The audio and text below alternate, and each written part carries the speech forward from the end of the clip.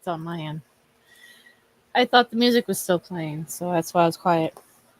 Welcome everybody to the part 2 of last night's live, where I went over Elijah Vu's stuff, and now we're going to finish the brief that they issued yesterday. I didn't read it all last night because I was tired. There was a lot to it. And the subject matter is not fun or anything like that.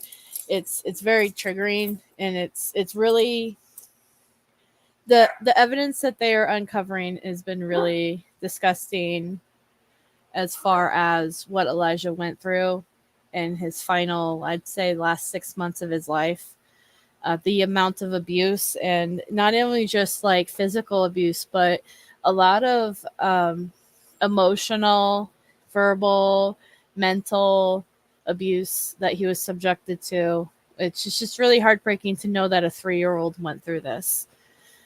And I suspect, and this is just my theory, but I suspect that a lot had to do with that he was abused because he wasn't acting manly enough or male enough. That's just the vibe I'm getting from the messages between his mother and the boyfriend.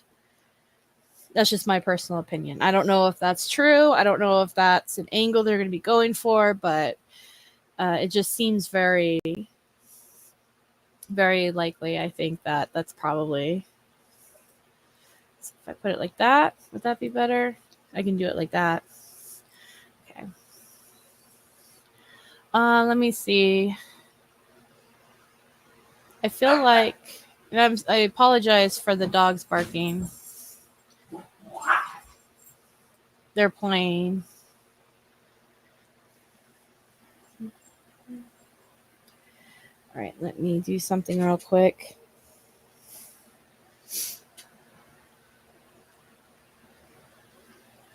Okay. So I believe I left off around this part, as we kind of briefly touched base on the video surveillance stuff in here.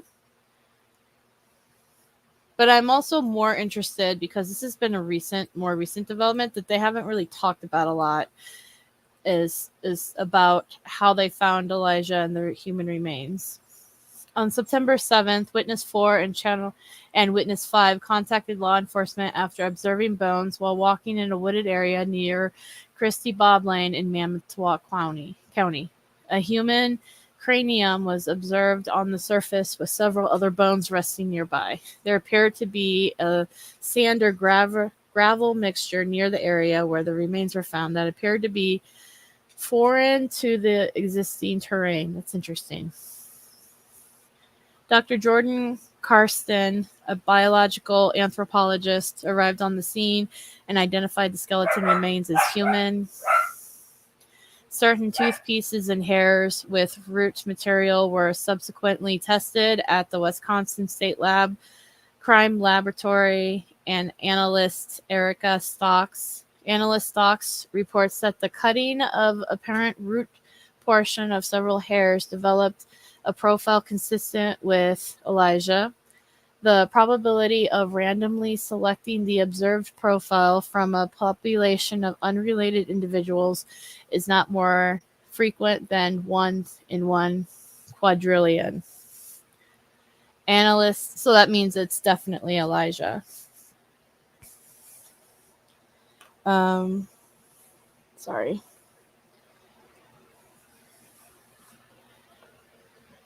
The analyst Stocks reports the washing of discolored tooth pieces developed a male profile consistent with Elijah. The probability of randomly selecting the observed profile with a population of unrelated individuals is not more frequent than 1 in 35 billion.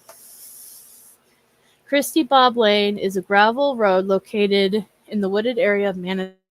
Christie Bob Lane is approximately 1 mile in length, runs along a quarry, and ends at a private residence.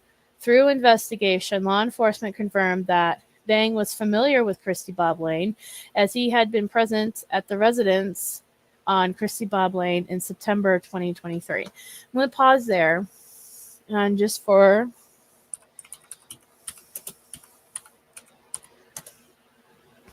Google Maps.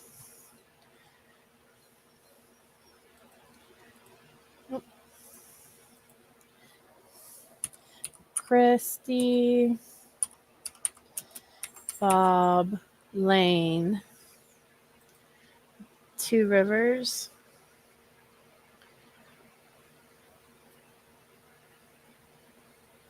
Okay, so switch.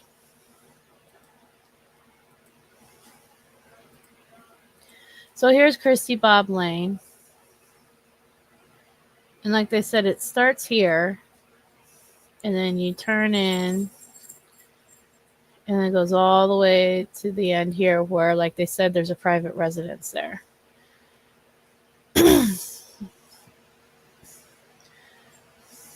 Right there.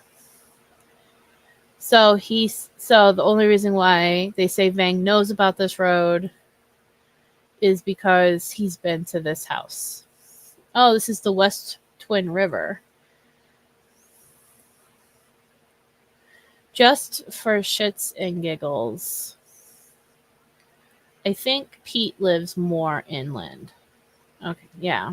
Or more, not inland, but I know he lives near one of the rivers. And I want to say it's the East River. I just wanted to confirm because I would be like, wouldn't that be freaky if it was closer to Pete's? But I mean, this is pretty close, but yeah, but this is Christy Bob Lane. So there were hunters most likely in here, I'd say, if I had to give an educated guess, because you have a house here and then it looks like there's a residence here and here. So it'd probably be harder to shoot in here. So it'd probably be easier to shoot in here, but you do have to be a certain amount away from a house. So I guess in theory, you could also be over here. But either way, hunters were here somewhere and they found little Elijah. Okay. I'm going to leave that up as I read about Christy Bob Lane. So Christy Bob Lane is a gravel road located in the wooded area of Manitowoc County. Approximately 1 mile in length, runs along a quarry and ends at a private residence. Through investigation, law enforcement confirmed that Vang was familiar with. Now, what did they say? Law enforcement observed bones in a wooded area near Christy Bob Lane. Human cranium was observed. It doesn't really say where. It's just near Christy Bob Lane. Okay. S.A. Voland reports he traveled from Vang's apartment on Mishicot Road to where the remains of victim child 1 were located on Christy Bob Lane, then south past H.D. Diesel to Goodwin Road, where the blanket was found. Reports he traveled from Vang's apartment on Mishicot to where the remains of the child were found, then south past Diesel Lane and Goodwin, where the blanket was found. The back north to Highway 310, where he turned east towards Two Rivers. He traveled past St. Vincent de Paul to Vang's apartment on Mishicot. The amount of time was 30 minutes and 35 seconds without stopping. And that's assuming if he didn't stop, but he probably did. Dr. Karsten further explained the skeletal remains at the University of Wisconsin Oshkosh Forensic Anthropology Laboratory. Dr. Karsten estimated that the bones were those of a 3 to 4 year old child who stood between 2'9" and 3'4" in height, and this consistent with Elijah. Dr. Kristen further noted that the degree of decomposition observed on victim child 1 skeletal remains and the corresponding estimate postmortem interval is consistent with the death occurring in the time interval around when he was reported missing. They observed that the skull of Elijah had a healed fracture on the zygomatic process of the right temporal bone. This instance of trauma was associated with the diastasis of zygomaticotemporal suture, which resulted in the complete separation of the suture. Diastasis of the, I can't say these words, sanosquamosal suture and the interiormost squamosal suture were also noted. However, these instances of diastasis are not associated with complete displacement. Within the scientific literature, diastasis of cranial sutures has been correlated with head trauma occurring during instances of child abuse. They further noted that the trauma was not present during radiographic examinations of the child when he was 6 months of age. To see the level of healing observed would have taken at least several weeks. Therefore, they note that the trauma that was inflicted must have occurred between the timing of cranial radiograph and at least several weeks prior to his death. Dang.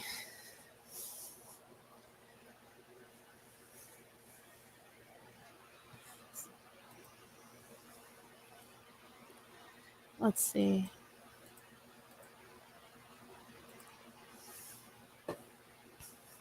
On September 27th, Dr. Hilary Peska, a child abuse pediatrician with Children's Hope Hospital of Wisconsin, reported that based on the information obtained through law enforcement investigations of Wang and Barr, Elijah's diagnostic for physical abuse, psychological, emotional maltreatment, and neglect. She notes that the history provided by caregivers to law enforcement and messages to each other is consistent with torture. The type of child maltreatment characterized by physical assault or abuse, psychological mistreatment, and neglect resulting in prolonged emotional distress, pain, and suffering, bodily injury, disfigurement, or dysfunction, and or death. She noted that Elijah experienced multiple types of maltreatment, including forced position holding, which is being forced to stand for 1 to 3 hours at a time in his hands in a prayer position multiple times a day, exposure to cold water showers on at least 2 occasions, sleep deprivation, isolation from his mother, sister, and others, and terrorizing, repeating threats of cold water, no longer seeing his mother. And I'd also like to say probably terrorizing him with the constant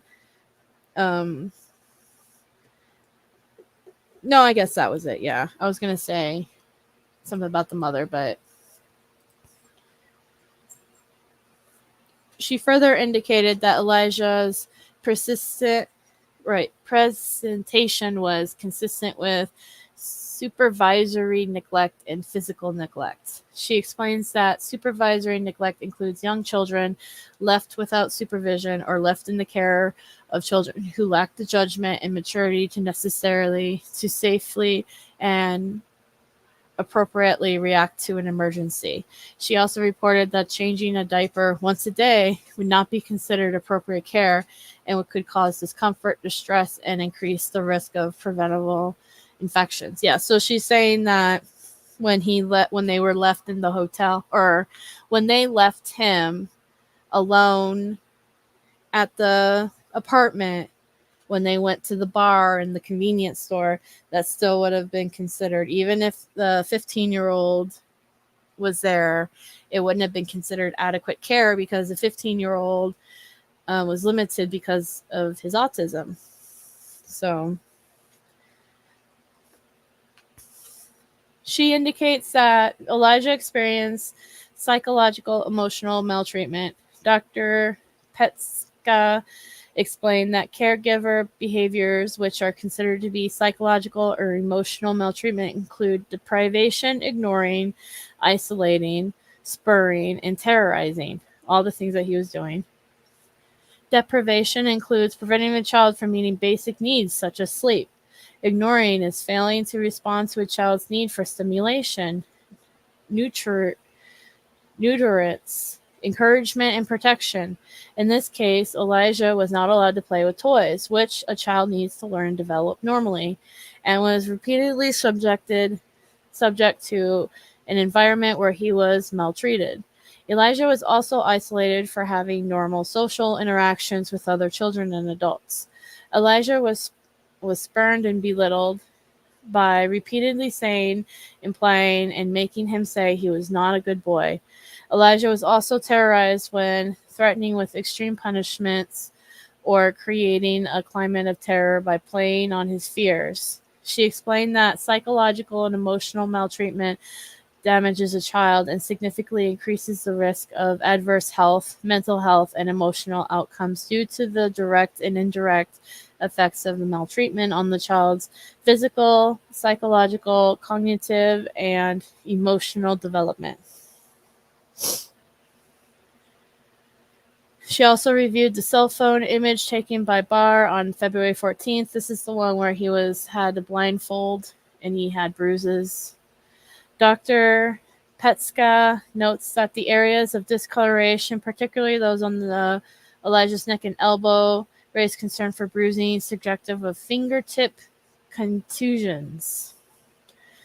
She further noted that the large area of discoloration to his elbow appears to have a linear pattern which not be typical and expected with an accidental fall. She also discussed the healed fracture of the right zygomatic process that Dr. Karsten observed during his examination of Elijah's skull.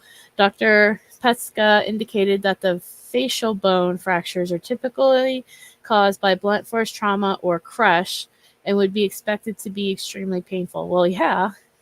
Let me see something.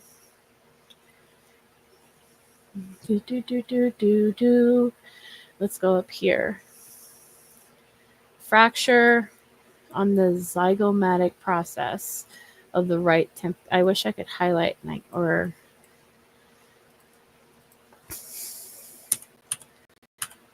go back. Let's see. How does that spelled? Zygomatic process of the right process of the right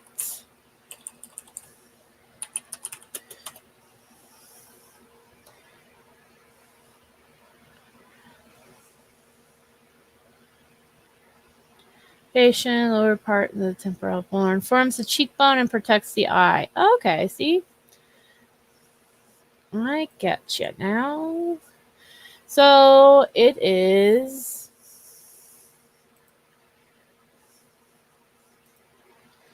zygomatic bone.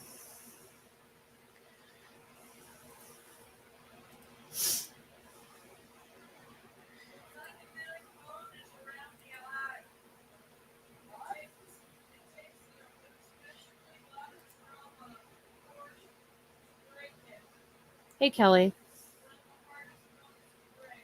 My mom is chiming in the background. I don't know if you guys can hear her, but she's saying that this zygomatic bone is one of the hardest bones to break. So it takes a lot of trauma to actually break it. But this is the bone that they noticed the trauma on his skull. So it's like this is his eye, that's his nose, obviously, and mouth. It's this bone right here had the fracture, the healed fracture on it. So healed fracture on the zygomatic process of right temporal bone with the stasis of the zygomatic structure, which result in complete separation of the suture. Associated with all these medical terms. Okay, hold on.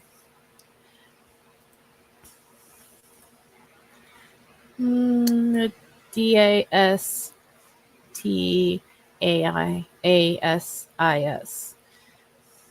DAITS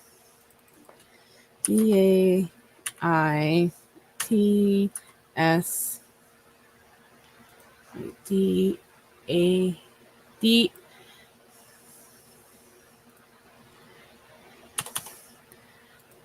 DIA IA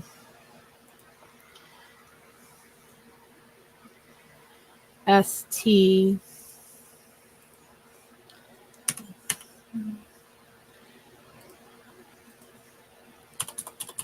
diastasis of the zygomatic diastasis of the zygomatic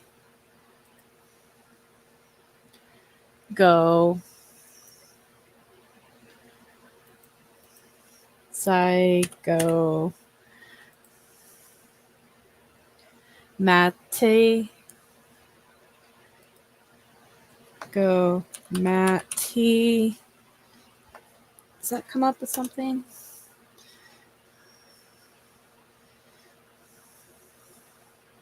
Cytomaticote COTE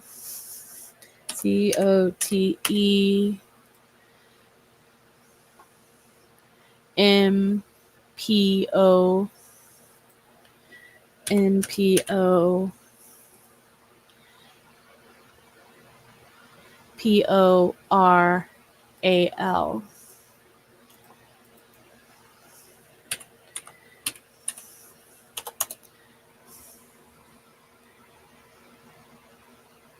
Okay, not sure what I'm looking at. Okay, I think this is what they're basically saying happened here. Fractures of the zygomatilia complex.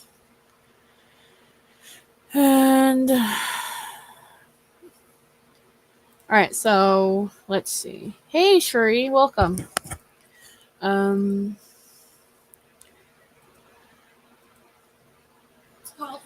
You scared me. Sorry, it's called a little fork fracture, and it's associated with a high rate of mortality.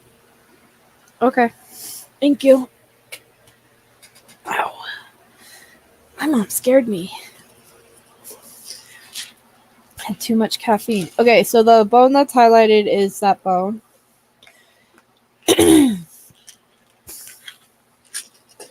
Sorry.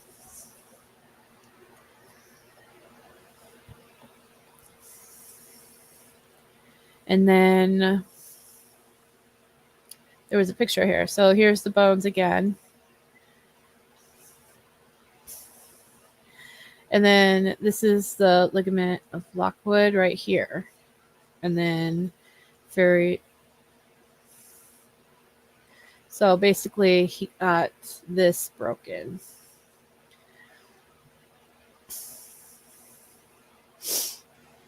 Fractures of the zygomatic complex. Here's the arch, because this is the cheekbone. There was a picture in here. So these are the different nerves. That's interesting. There was a picture that I saw. So I'm guessing like right here.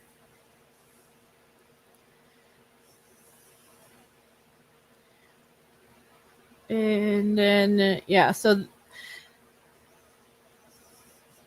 that's not the one though.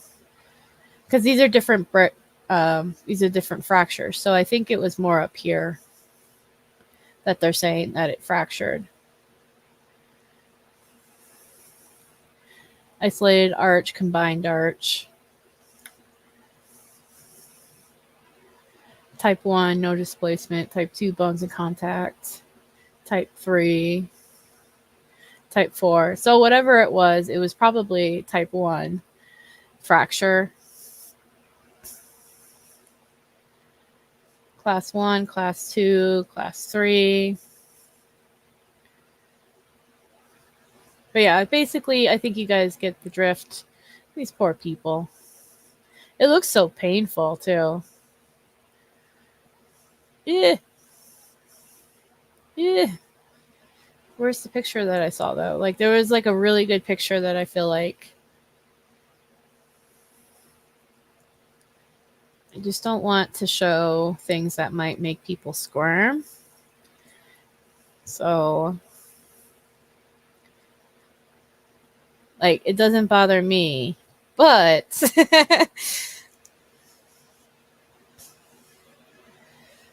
I tell you what, just close your eyes until I tell you open your eyes. Actually, I'll just stop sharing it right now until I get to the picture that I think that represents that I saw.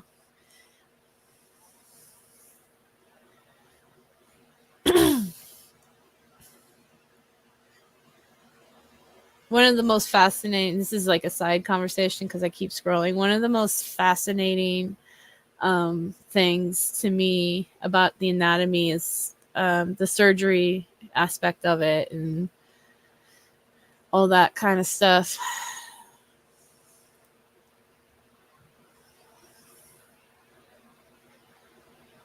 Well, I can't seem to find it, but I think you guys get the drift. Basically, is he unfortunately in some way of abuse here, I'll re-show this picture again.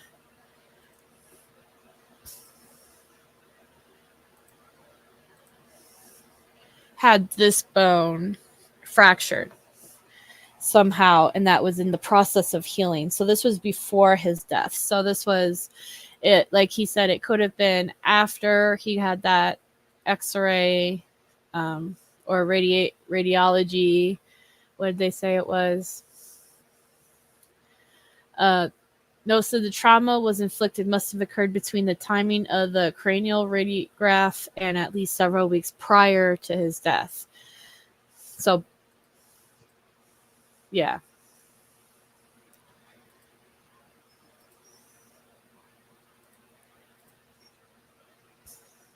But let's see. Going on.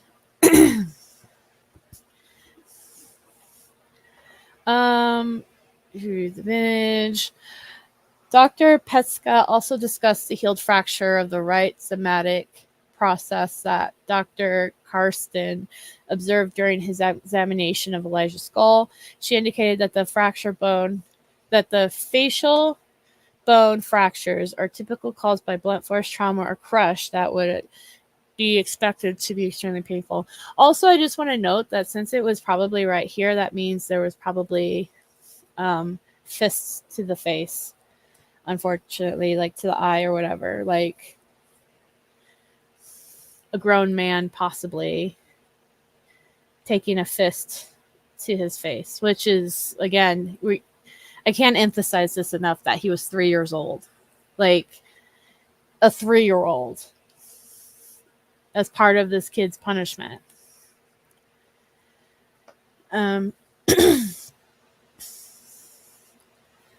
Dr. Adam Kovac, Chief Medical Examiner of Fond du Lac County Medical Examiner's Office, filed a report regarding Elijah. In his report, Dr.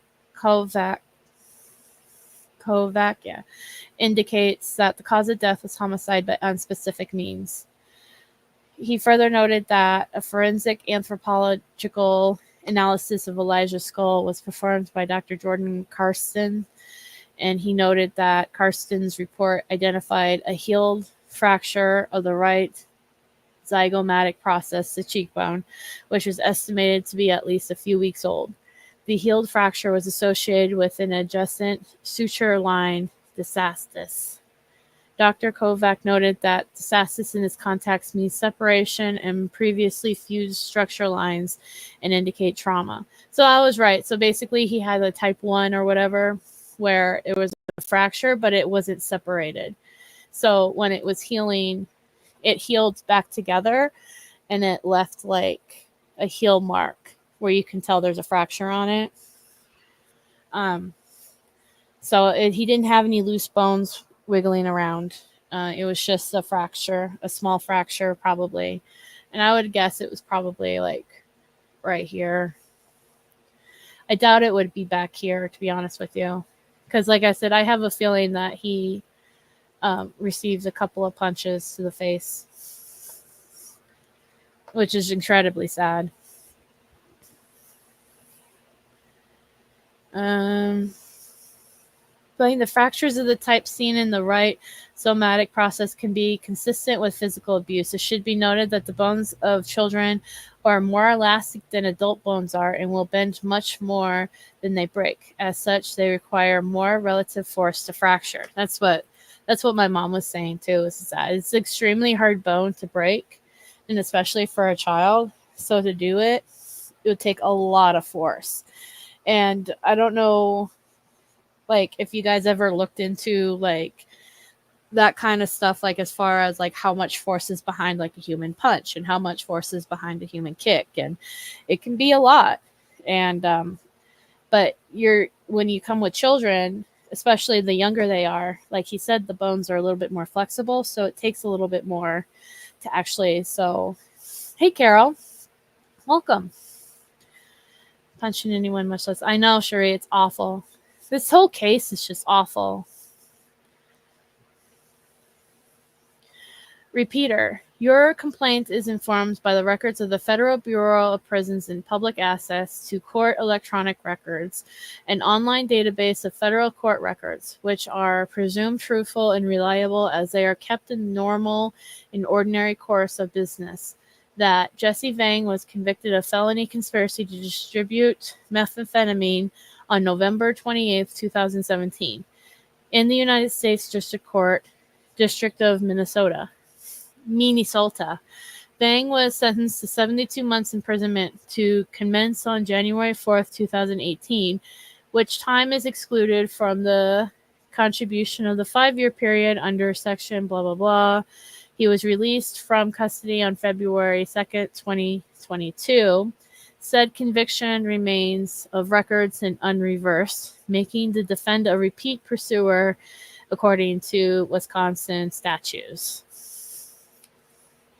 So that's interesting to know in Wisconsin, folks. If you committed a crime, you are considered a repeat offender if you continue to repeat crimes, and that you get different sentence times. As interesting. I never really thought of that. And then this is all the information provided by all the different people involved in this report. It's believed because they have provide true and reliable information. These because they were providing information of their professional capacity. As to Jesse Vang. So these are the different officers at different times. Wait, no, never mind. These are different crimes that they committed at different times in their life. So it goes back to 2022. Fleeing an officer.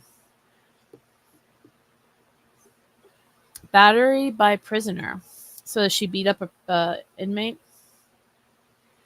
Child abuse. Additional cause harm. Interesting.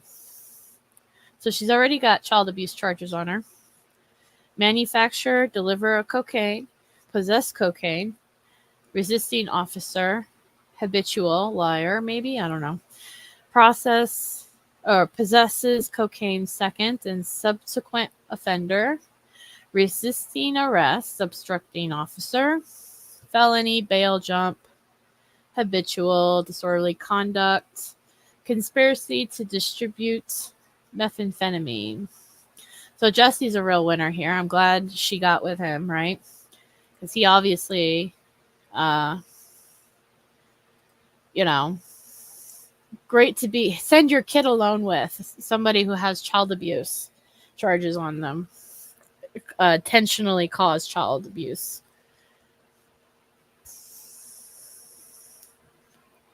Katrina Barr has disorderly conduct, use of dangerous weapon, operating while revoked, much less than Jesse, but still. and then all the different yeah. So that's it, guys. I'll post this in the chat if you guys want to see it yourself and go through it. I'm probably going to download it and put it in the Discord. I have a Discord. Well, I've always had a Discord. Some charges can be misdemeanors, and if you repeat the offense, you get added so many. Yeah, that's what I was reading up on last night when they were explaining it a little bit in that briefing. That if you have a misdemeanor or a felony, and then you get charged again, then it upgrades the sentencing time. Like it adds on like another 9 months or something like that.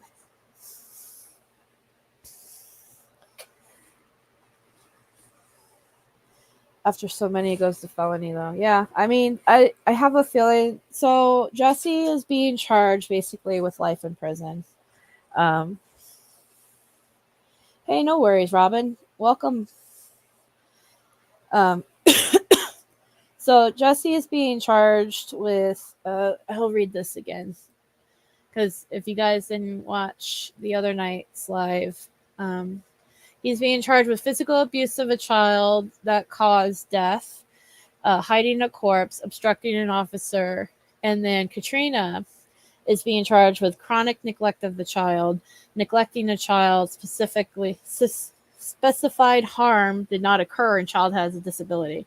So she's getting charged with 2 things of child neglect. One that led to the death of her son, Elijah, and then one because she left her young autistic daughter. I don't think they've ever, I mean, I think they posted her birthday, but I never actually did the math. So I want to say she's below the age of 10. But her young autistic daughter in her car overnight in front of Jesse's apartment in February at like between the hours of like midnight to 3 or 4 a.m. just so she can get a booty call when it was like 20 degrees outside with no heat on in the car.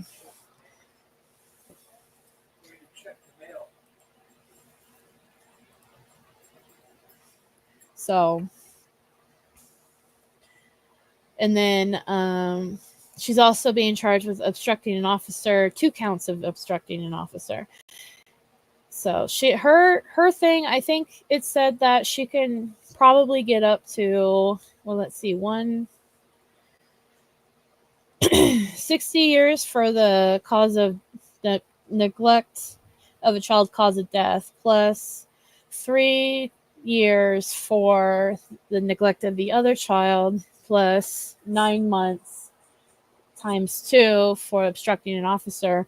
Plus you got to put on, because well, she doesn't have a repeater on hers, so that actually hers is fine.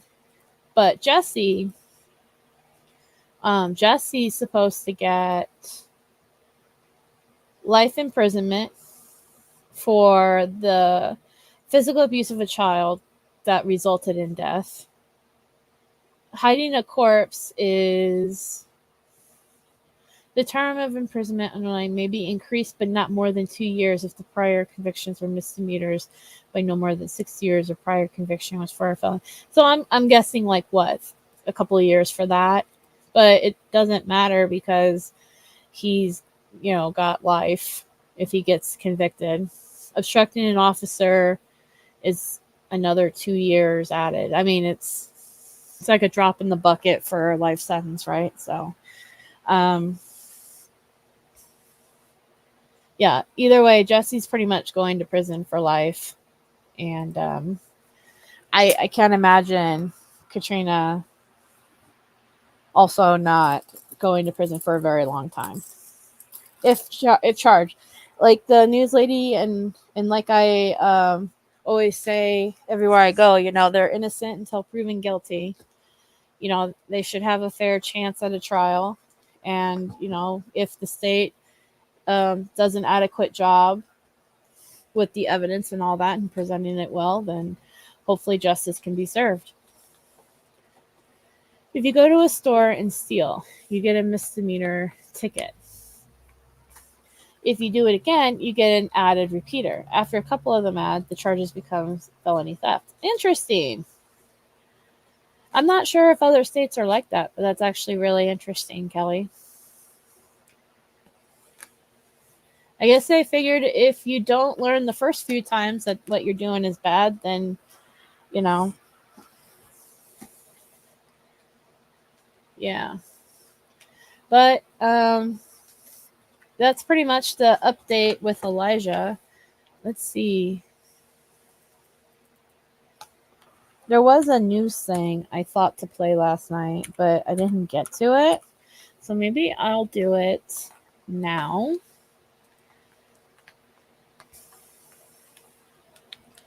I support Wisconsin 12 News because that was the news channel I was featured on. So I generally watch this channel when it comes to Wisconsin news stuff. Just telling you guys to go sub. I like them. Of this missing little boy in Manitowoc County. Elijah Vu vanished in February from Two Rivers. Hunters discovered his remains last month in a wooded area not too far from where he disappeared. Prosecutors now say Vu's mother, Katrina Bauer, and her boyfriend, Jesse Vang, caused his death by neglect and child abuse. 12 News' Nick Boris live at the Two Rivers Police Department tonight. Nick, this case continues to rock the community there. All right, the community really came out to support the extended family. Two Rivers Police vowing not to give up as the mystery of Elijah's disappearance dragged on for months. Now, what many suspected, criminal charges filed against his mom and her boyfriend, who claimed all along not to have known what happened to him. Searchers by the scores turned out in February when they learned 3-year-old Elijah Vu was missing, supposedly wandering off from a Two Rivers apartment where he was staying. Those searches lasted for weeks, and finally in September, the grisly discovery of his skull and bones in the woods near a Manitowoc County home familiar to his family. Testing confirmed it was Elijah.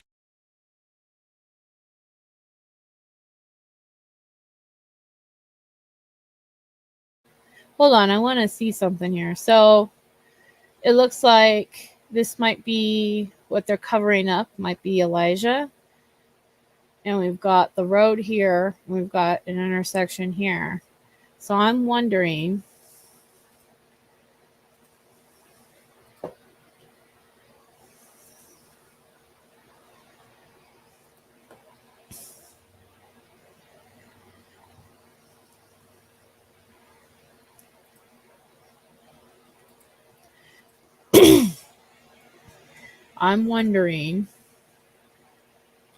they said the quarry. It runs along the quarry. I'm wondering if it was right here that they found him.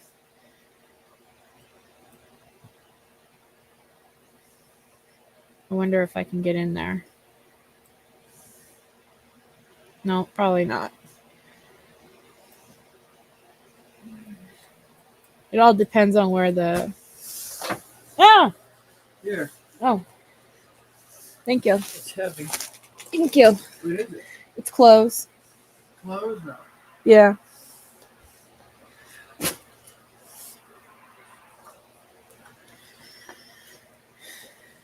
But yeah, I'm thinking this is where... Yep. Right there.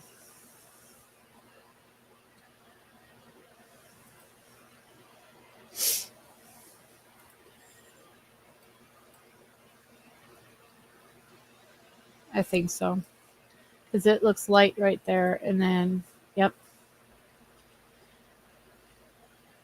This kind of throws you off because you think it's a house, but it's probably a trailer of some sort. Because that's where the road is.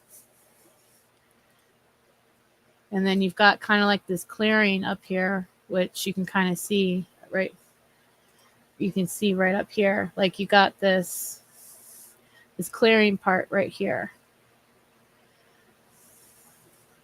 which you can kind of see right here. So I just wanted to figure out, because like I said, this is probably where the body is, because they covered it up, and then yeah, you got the vans and stuff, and so It's near a Manitowoc County home familiar to his family. Testing confirmed it was Elijah. Our priority has always been to ensure a fair and just process, and today's announcement is a reflection of our commitment to upholding the law and seeking justice for Elijah. The district attorney here announcing this afternoon child neglect causing death charges against Elijah's mom, Katrina Bauer, and physical abuse of a child causing death charges against her boyfriend, Jesse Vang. According to the criminal complaint, the pair admitted Elijah was staying with Vang so he could be disciplined. But prosecutors say it was torture, including, quote, forced position holding, exposure to cold water showers, sleep deprivation, isolation, and terrorizing. Elijah was a young boy whose life was tragically cut short. According to the complaint, the autopsy lists his cause of death as, quote, homicide by unspecified means. But it showed he had a healing skull fracture, and photos found on Vang and Bauer's phones showed the boy with bruises consistent with abuse. This is an incredibly tragic situation that has shaken our community. The complaint reveals another key piece of evidence against Vang. Video showed him drop off a suitcase at a charity the night before Elijah was reported missing. Police recovered that suitcase and found Elijah's DNA inside of it. Nick, just heartbreaking listening to those details. What is next for this case? Well, they are both expected to be in court in Manitowoc tomorrow. They were already in custody throughout this, charged with extensive child neglect charges in the case, and now they're charged with causing his death, of course. Their bails are expected to be raised substantially. And that little boy, just 3 years old. Nick Bohr reporting live in Two Rivers tonight. And authorities first issued an Amber Alert for Elijah Vu on February 20th. Nearly a week later, prosecutors charged his mother and her boyfriend with neglect. Searchers spent weeks canvassing the Two Rivers area looking for any sign of the child. On August 25th, community members held a celebration on what would have been his 4th birthday. Last month, the hunter discovered human remains on a private property in Two Rivers. Authorities were able to positively identify them as Elijah Vu.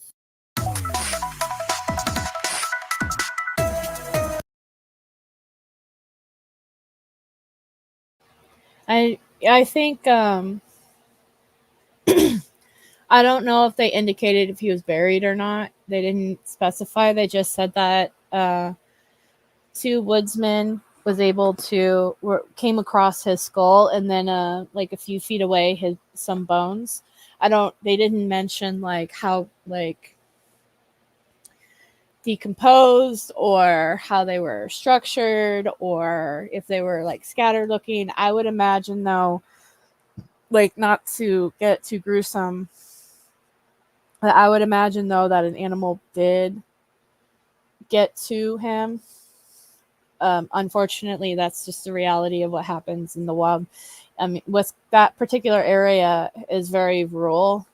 So, and I know they have coyotes and wolves out there, or at least coyotes. I don't know about wolves, actually. I'm sure you guys have wolves, but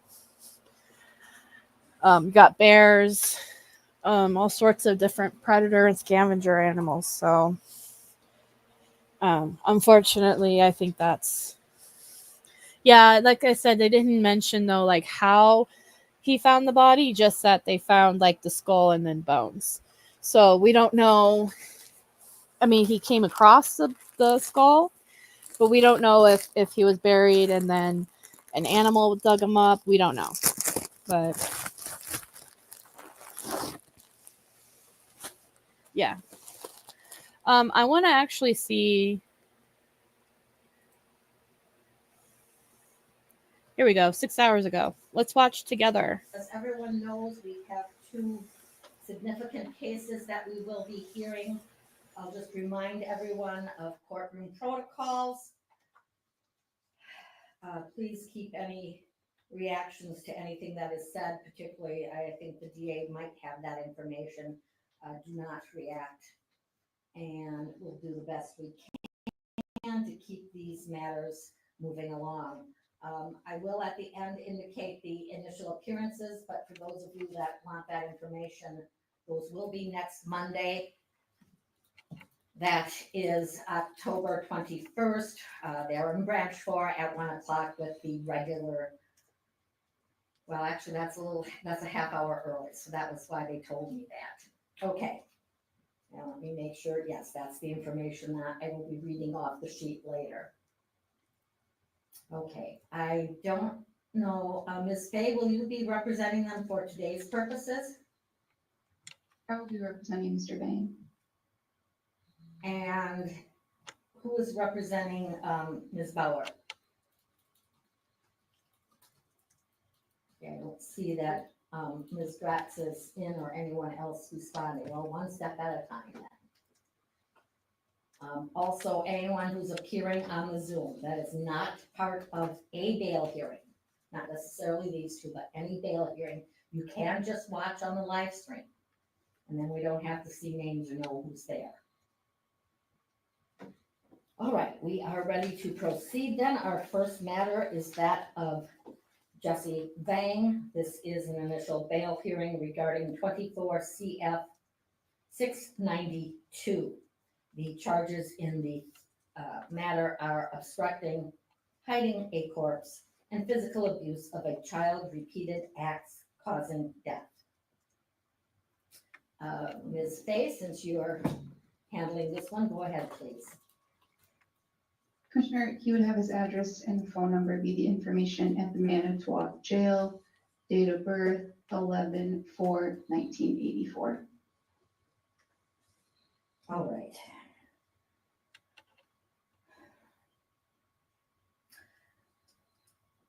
Attorney LaBrie, go ahead.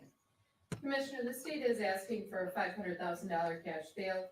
Conditions to include no contact with the co-defendant and no contact with any children under the age of 18. The defendant's prior record started in 2002 in Allegheny County with petty crime of criminal damage to property. That same year, fleeing an officer in Manitowoc, battery by prisoner.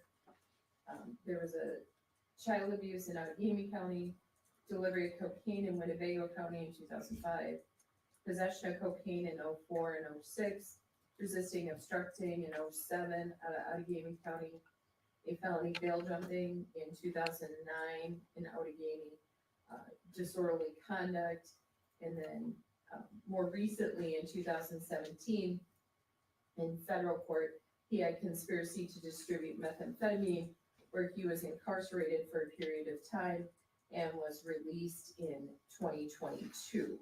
So he has a prior record, significant record, which it does involve some battery-related offenses. He also has some fleeing an officer-related offenses and felony bail jumping, all of which are concerned for him to comply with bail conditions. His charges in this case have been increased. They are very serious charges. They are the most serious charges, which involve the death, and not only the death of another human being, of a young child. He's facing life imprisonment, which gives him an incentive to flee. And when you look at the facts of this case, this was abuse that occurred over a long period of time, several months, and in the criminal complaint that's before Your Honor, you can see the detail as far as the actions that he made the child do as far as discipline, the standing for prolonged periods of time, the terrorizing and other abuse that is involved. There's also, starting in paragraph 55, the information from Dr. Petska, who's a child abuse specialist, where she finds that this type of physical abuse also was psychological and emotional maltreatment. Furthermore, he attempted to cover up his crime with the hiding a corpse charge, where he did try and conceal where our victim was placed, and as the court is aware, it did take an amount of time for us to actually locate where the victim was. So he did try and conceal his crime as well. Based upon the prior record, the seriousness of the offense, and his own actions in this case, I think a significant cash bail is appropriate. I'd ask for the $500,000 cash with the other conditions. Thank you. Attorney Fay. Commissioner, Mr. Vang does not wish to argue bail at this time. Thank you.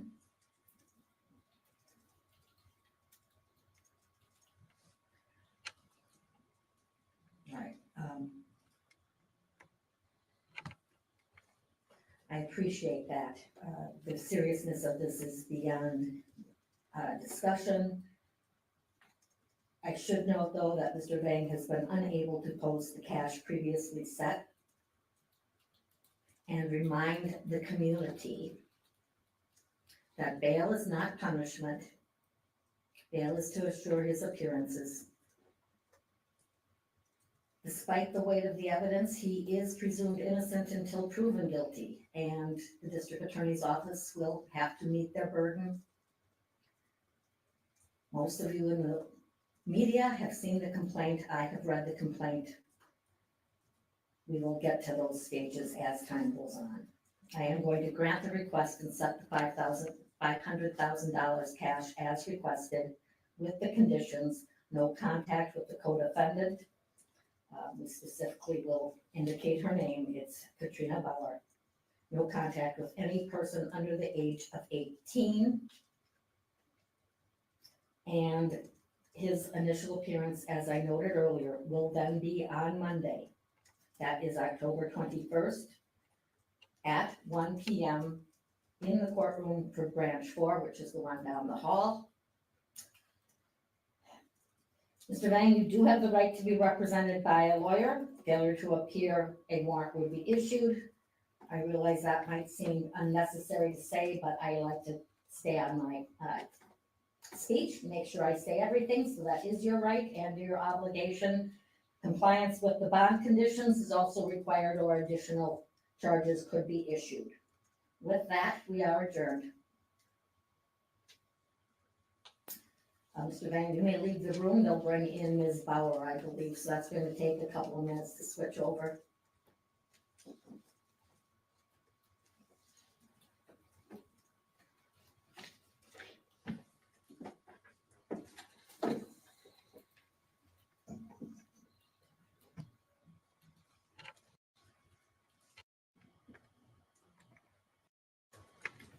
Okay, Ms. Bauer's arrived.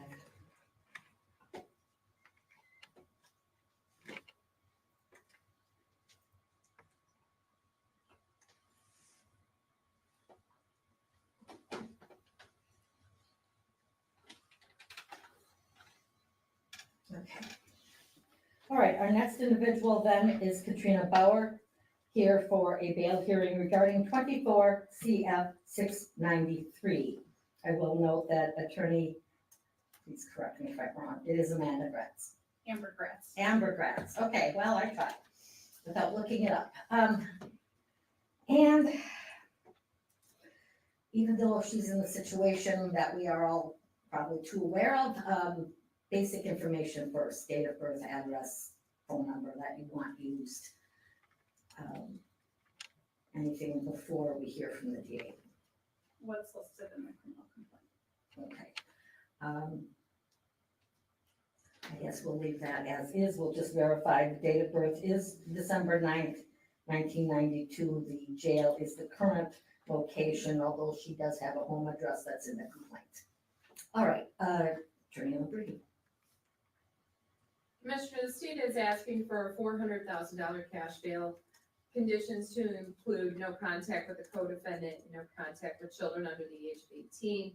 For prior record is disorderly conduct out of Winnebago County in 2011, a disorderly conduct in Allegheny County from 2016, some traffic-related offenses, and then she does have an arrest out of state in Las Vegas from 2014, but I don't have a disposition on that, but it does show that she has some out-of-state contacts.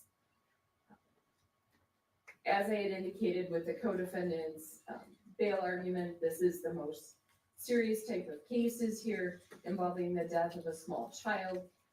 Ms. Bauer allowed and even sent the victim to this residence for the boot camp or the discipline. She condoned it. She allowed it to happen and even left him there days before he passed away, when she had the opportunity to remove him from that situation. He was abused over this period of time, as I had indicated previously, when you look at Dr. Petska's information towards the end of the complaint, as far as the physical issues with the standing, the maltreatment, with the psychological and emotional terrorizing that also occurred. The state feels that a significant cash bail is appropriate in this case, and I would ask for the $400,000 cash. Thank you. Right, I didn't read the charges into the record. We do have the 2 counts of obstructing for Ms. Bauer, chronic child neglect, specified harm did not occur, and then felony child neglect. Attorney Gratz, go ahead, please. Thank you, Your Honor. We would note for the record that she is currently sitting on a $15,000 cash bond, which she has had no ability to post in a significant amount of time. She does have ties to the community and has been a lifelong resident of Wisconsin.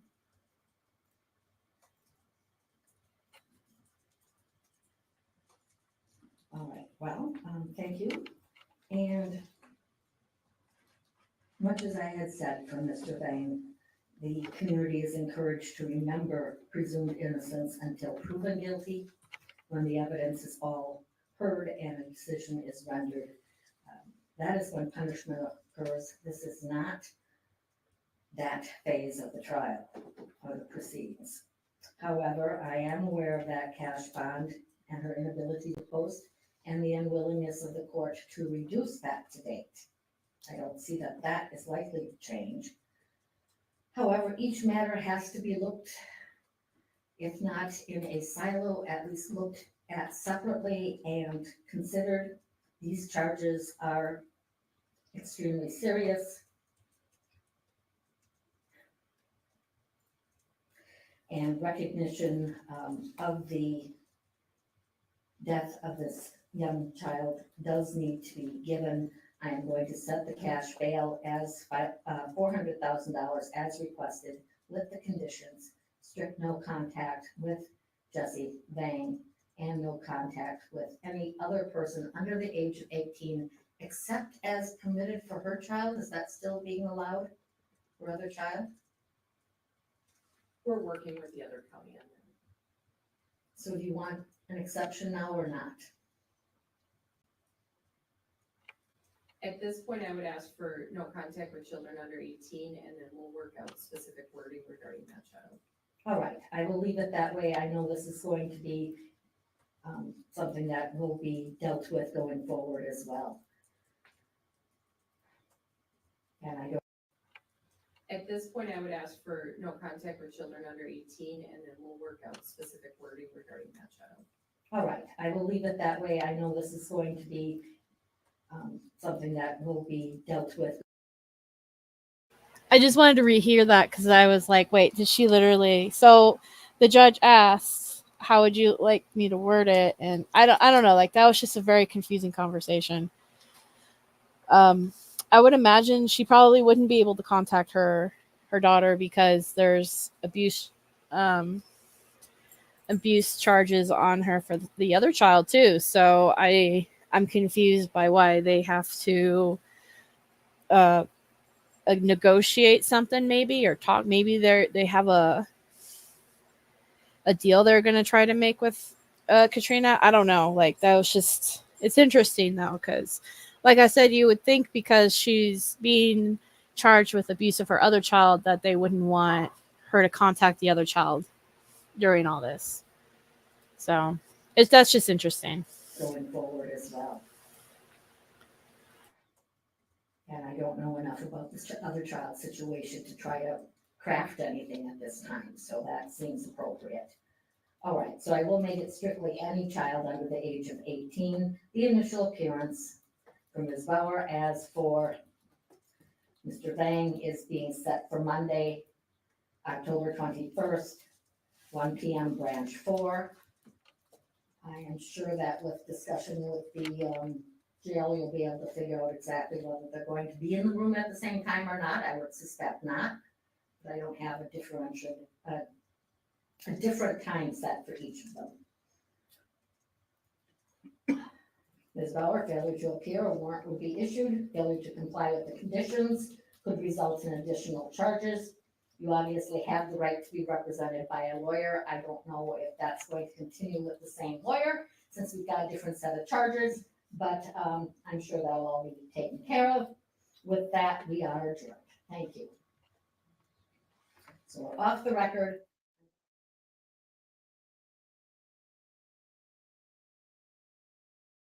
Oh, they cut the audio. Okay. There was another one. Faced new charges in court. Okay. So it's basically what we saw.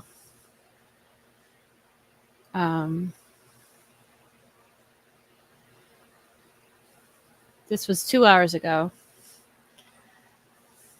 Breaking news as we come on the air at 5. Criminal charges now filed in the death and disappearance of this missing little boy in Manitowoc County. Elijah Vu vanished in February from Two Rivers. Hunters discovered his remains last month in a wooded area not too far from where he disappeared. Prosecutors now say Vu's mother, Katrina Bauer, and her boyfriend, Jesse Vang, caused his death by neglect and child abuse. 12 News' Nick Boris live at the Two Rivers Police Department tonight. Nick, this case continues to rock the community there. All right, the community really came out to support the extended family. Two Rivers Police vowing not to give up as the mystery of Elijah's disappearance dragged on for months. Now what many suspected, criminal charges filed against his mom and her boyfriend, who claimed all along not to have known what happened to him. Searchers by the scores turned out in February when they learned 3-year-old Elijah Vu was missing, supposedly wandering off from a Two Rivers apartment where he was staying. Those searches lasted for weeks, and finally in September, the grisly discovery of his skull and bones in the woods near a Manitowoc County home familiar to his family. Testing confirmed it was Elijah. Our priority has always been to ensure a fair and just process, and today's announcement is a reflection of our commitment to upholding the law and seeking justice for Elijah. The district attorney here announcing this afternoon child neglect causing death charges against Elijah's mom, Katrina Bauer, and physical abuse of a child causing death charges against her boyfriend, Jesse Vang. According to the criminal complaint, the pair admitted Elijah was staying with Vang so he could be disciplined. But prosecutors say it was torture, including, quote, forced position holding, exposure to cold water showers, sleep deprivation, isolation, and terrorizing. Elijah was a young boy whose life was tragically cut short. According to the complaint, the autopsy lists his cause of death as, quote, homicide by unspecified means. But it showed he had a healing skull fracture, and photos found on Vang and Bauer's phones showed the boy with bruises consistent with abuse. This is an incredibly tragic situation that has shaken our community. The complaint reveals another key piece of evidence against Vang. Video showed him drop off a suitcase at a charity the night before Elijah was reported missing. Police recovered that suitcase and found Elijah's DNA inside of it. Nick, just heartbreaking listening to those details. What is next for this case? Well, they are both expected to be in court in Manitowoc tomorrow. They were already in custody throughout this, charged with extensive child neglect charges in the case, and now they're charged with causing his death, of course. Their bails are expected to be raised substantially. And that little boy, just 3 years old. Nick Bohr reporting live in Two Rivers tonight. And authorities first issued an Amber Alert for Elijah Vu on February 20th. Nearly a week later, prosecutors charged his mother and her boyfriend with neglect. Searchers spent weeks canvassing the Two Rivers area looking for any sign of the child. On August 25th, community members held a celebration on what would have been his 4th birthday. Last month, the hunter discovered human remains on a private property in Two Rivers. Authorities were able to positively identify them as Elijah Vu. All right.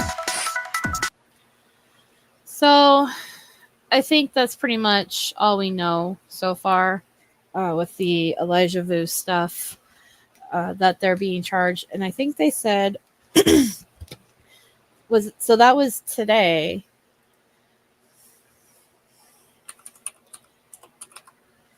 Javu. I just want to make sure. They said they're going to court tomorrow, which is Saturday. I don't know if they have court on Saturday like that.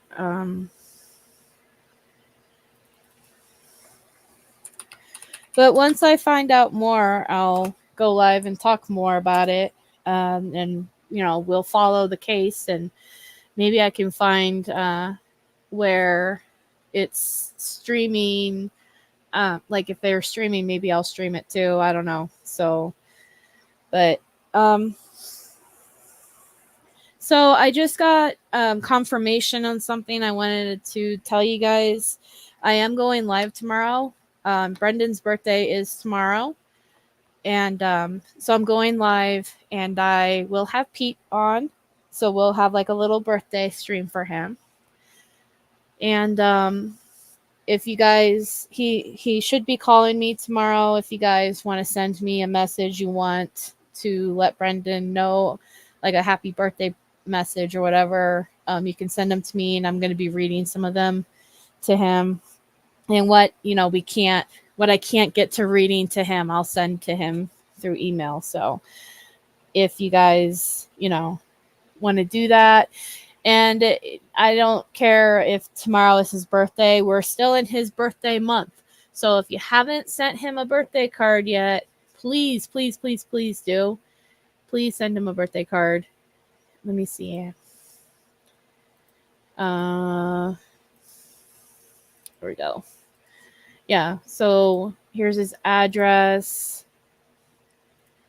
He'd love to hear from you, anybody. And, you know, he wants, yeah, he'd love to hear from you guys. So, and even get a card from him. That's like the best birthday present, you know, anybody could give him, is a birthday card. And just to say, you know, in it, like, I know your story and I support you. So, but yeah, hopefully I get to see you guys tomorrow during the stream, the birthday stream. And I'll let you guys know tomorrow. Yeah, there also text behind is much faster too. I think it, especially if you live in like out of America. Well, thanks, Cherie. That's awesome. I'm glad you did send him a card. But yeah. But yeah, so hopefully I'll see you guys tomorrow. And like I said, I'll just keep updating you guys. Sorry, yawning. Updating you guys on more information as it comes to me as far as the Elijah stuff. And I will share that Linda was very big on missing kids and protecting children. And time, it would be 5:30 Wisconsin time, Cherie. But yeah, Linda was very passionate about that. And I just keep picturing up there her just, you know, hugging and loving on Elijah right now, and just protecting him and being a mom figure to him. I don't know if he's ever really experienced what a real mom should be in his short 3 years of living, considering that his mom turned out to be a piece of shit so far. So I do take comfort in knowing that Elijah is being loved and protected right now by Linda and by God. So I just want to, you know, if you guys could say a little prayer for Elijah, and that all of this turns out in his favor as far as finding justice, and yeah, hopefully. I mean, it would be, in a perfect world, Elijah wouldn't have been murdered, but in a perfect scenario in this, as far as we are at this point, if Katrina just was honest and just admitted what she did, you know, just admit that you did what you did, and just Jesse too, like, just be honest, come clean with it, you know. So, but anyway, I hope everyone has a good night, safe weekend. Go out and do something fun. And what's this? Yes. Yes, we will be doing a birthday live. I'm going to set it up right after this. So hopefully I see you guys tomorrow and have a good night.